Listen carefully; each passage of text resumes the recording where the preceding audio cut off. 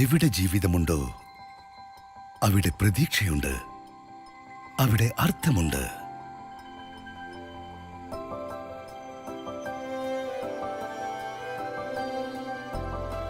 പക്ഷേ ജീവിതത്തിന് അതിൻ്റെതായ താഴ്ചകളുണ്ട്, അതുപോലെ തന്നെ അതിൻ്റെ ഉയർച്ചകളും.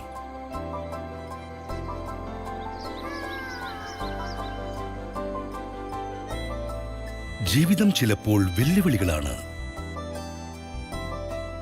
ജീവിതം ചിലപ്പോൾ അവസരങ്ങളാണ്.